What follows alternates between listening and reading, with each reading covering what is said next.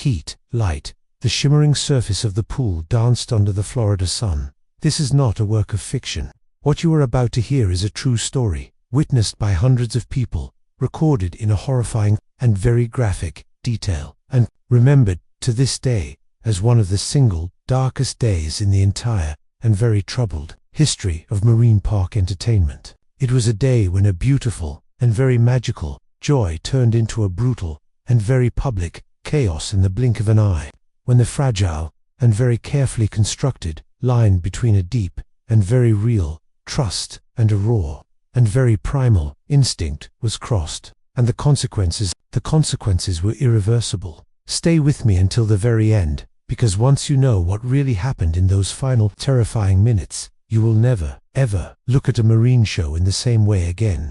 And if you are new here, this is the Animal Attack Archives, where we bring you the real and very unfiltered accounts of some of the world's most shocking and most tragic encounters between human beings and nature's deadliest and most unpredictable predators. Hit that like button, subscribe to our channel, and turn on the notifications so you won't miss a single one of the stories that need to be told.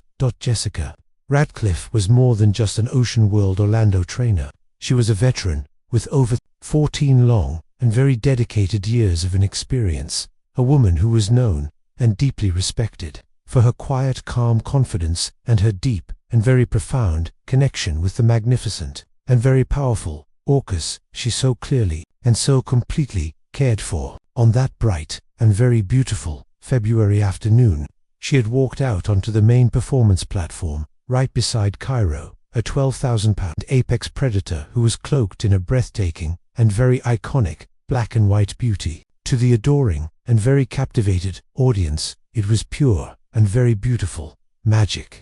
To Jessica, it was just the simple and very beautiful continuation of a deep and very real relationship, a relationship that had been forged through years and years of a quiet and very patient discipline, of a deep and very profound trust, and of a mutual and very real respect. But beneath the glittering, sun-drenched surface of the water, something else was moving, unseen, unspoken, and completely and utterly unstoppable. And before that perfect and very beautiful day was over, that precious and very fragile bond would be tested in the most harrowing and most tragic way imaginable. The stadium at OceanWorld Orlando was alive with the symphony of a sound, the steady, happy hum of the thousands of voices, the rhythmic and very exciting splash of the water, the upbeat and very cheesy pop music that is pulsing through the massive speakers. Jessica is at the edge of the platform, the sunlight catching the small, glittering droplets of water that are still clinging to her sleek, black wetsuit from the morning's training session. Every single one of her movements is measured, it is composed, and yet it is warm. She is the presence of someone who is completely and utterly at ease in this strange and very unnatural space. A gentle and very genuine smile crossed her beautiful and very sun-kissed face as she scanned the adoring and very massive audience. And then she lowered her gaze to the water. Beneath the surface, Cairo was moving in slow, deliberate, and very beautiful circles. His massive dorsal fin cut a sharp and very iconic silhouette, slicing through the pool's perfectly blue surface like the keel of a giant and very silent ship. As he rose, his powerful breath erupted in a misty and very beautiful plume, a plume that caught the bright morning light in 1,000 tiny and very magical prisms. Jessica extended a hand, and, with a practiced and very beautiful precision, he approached her, gently nudging her palm with the tip of his rostrum. The crowd erupted in a massive and very happy applause as Cairo responded to her very first and very simple cue, slapping his massive, powerful tail against the surface of the water in a thunderous and very exciting splash that completely drenched the first few and very delighted rows of the audience. The cameras flashed, the children squealed, and for one single, solitary, and very perfect moment, the illusion of a complete and very beautiful harmony between a man and a beast was complete. Jessica guided him through the sequence, a graceful spy hop to eye the audience, a powerful breach that drew gasps of a pure, unadulterated awe from the upper tiers, and a long, beautiful glide across the pool's vast and very blue breadths. The black and white arcs of his massive body were mesmerizing under the midday sun. But not every eye in that stadium saw the same show. From the adjacent back-of-house pool, a pair of other, more senior trainers were watching closely. Cairo's circles, they had noticed, were a little tighter than usual. His pivots a little more abrupt, as though some invisible, and very tense, thread was pulling him inward.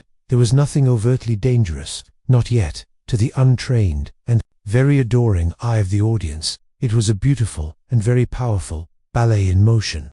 But to those who had spent years and years of their lives learning how to read the subtle and very complex language of the Orcas, it was a single, solitary note, played just slightly out of tune. Jessica felt it too, a faint, almost imperceptible shift in the water's rhythm. She carried on, her own signals crisp, her professional smiles steady. The audience saw perfection. She, for the very first time, saw a possibility of something else, and now she could feel it. Cairo surfaced again, his great, magnificent head lifting a little higher out of the water than the cue had demanded. His warm, powerful exhale, a hot and very damp mist against her cheek. His dark and very intelligent eyes held her gaze for a single, solitary fraction of a second longer than usual. They were steady, they were unblinking, as though he were weighing something. Something that only he, in his own vast and very secret world, could understand. "Good boy," she had murmured softly, her own voice a quiet and very private sound, a sound that was just for him. Her hand had moved in a familiar and very gentle signal. He had obeyed, but his own movement was slower, heavier. The brilliant and very practiced precision was now, for some reason, dulled. It wasn't a resistance. It was something else entirely. From the stands at OceanWorld Orlando, a new wave of a happy and very innocent laughter rang out as Cairo rolled, a little lazily, onto his side, a move the audience took as a playful and very charming act of a pure and very beautiful animal joy. The parents leaned in to take more photos. The children reached their small, sticky hands out toward the spray. But at the trainer's platform, the atmosphere was different. A fellow trainer at the adjacent pool shifted uneasily and met the eyes of another. They didn't speak, but the message, a silent and very worried message, passed between them. Something is off. Jessica had seen this before, in other whales.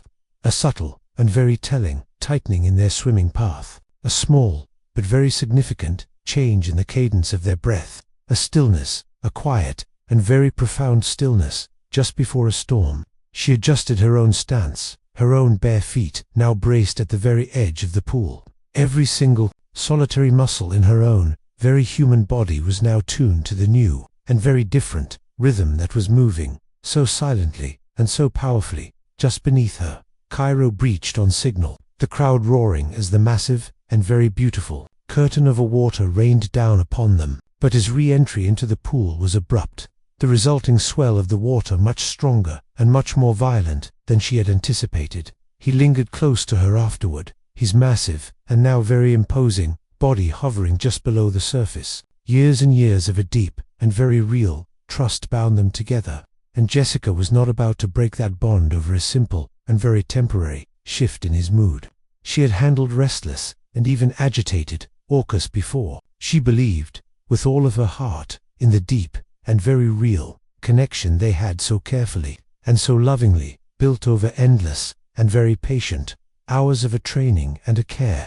Still, she could not, and would not, ignore the way that water now pressed, so differently, against her legs. The way that Cairo's own, very powerful movements now seemed to pull the focus, not toward the adoring, and very captivated, crowd, but toward her. Her next signal was deliberate, her professional smile unwavering. Cairo responded with a shallow, and very quick dive, reappearing, just a moment later, directly in front of her, so close now that she could see the faint, white scars that ran, like a series of a very old, and very forgotten, stories, along his massive, and very powerful jawline. For one brief, and very fleeting moment, the entire, and very noisy world seemed to narrow to just the two of them. There was no audience, there was no applause, there was only the deep, and very ancient, and very powerful presence in front of her. Somewhere deep inside, she felt the quiet, and very unwelcome, whisper of a thought she couldn't quite name,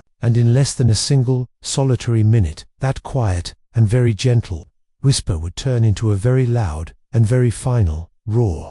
It happened in an instant. The shift from a quiet and very beautiful calm to a brutal and very violent chaos was instantaneous. Without a single, solitary warning, Cairo surged upward, his massive, powerful jaws clamping down around her arm, and the thick, tough fabric of her wetsuit in a crushing and very final grip. The pool, which had been so calm and so blue just a moment before, exploded into a violent white foam as his massive head twisted, dragging her, with a force that no human being could ever possibly resist, down into the dark and very silent depths. Gasps, and then a few, startled and very nervous, laughs erupted from the stands, as some of the audience members still believed that this was just another, and very elaborate, and very thrilling, trick. But the sharp, terrified shouts from the other trainers, a sound of a pure, and very real, and very professional panic, shattered that illusion. The emergency whistles, a sound that was a high-pitched, and very desperate, scream, echoed through the stadium. The other trainers' hands gestured frantically over the water, but the black and white giant was already gone, beneath the surface, and Jessica, his beloved Jessica, was with him. Below the surface, her world turned to a pure, unadulterated chaos. The swirling bubbles were everywhere as she fought, with all of her might, to twist her body free. But Cairo's hold was unyielding. Her lungs burned with a fire she had never known, her own heartbeat a frantic, thundering drum in her ears. She kicked hard, her own powerful legs straining for the light, for the air, that was so close, and yet so impossibly, and so terrifyingly, far away. But just as the light grew larger, warmer, he wrenched her down again. On the platform, the other trainers scrambled for the long metal safety poles, for the heavy-weighted nets, for anything, absolutely anything, that could possibly bridge the gap between their own very human helplessness and the brutal, and very real, power of the animal in the water. The smooth, and very practiced, rhythm of the show had completely, and utterly, dissolved into a series of frantic, and very desperate, splashes, and a chorus of shouted, and very useless, orders. The seconds, underwater, stretched out, painfully, each one heavier, and more final, than the last. Cairo surfaced, briefly, his immense head breaking through the white, churning water, but Jessica was nowhere in sight. A new, and very different, kind of a murmur now rippled through the crowd, the sound of a dawning, and very real, fear now replacing the earlier, happy applause. The parents, who had been so happily, and so innocently, filming just a few short moments ago, now began to pull their own, small, and now very frightened, children back, their own eyes now fixed on the boiling, and very angry, water of the pool. That the first drag into the depths had stolen the very breath from Jessica's lungs. The cold, and very indifferent, water had swallowed her whole. The muffled, and now very distant, roar of the crowd above had faded into an eerie, and very profound, silence, a silence that was broken only by the rush of the water past her ears.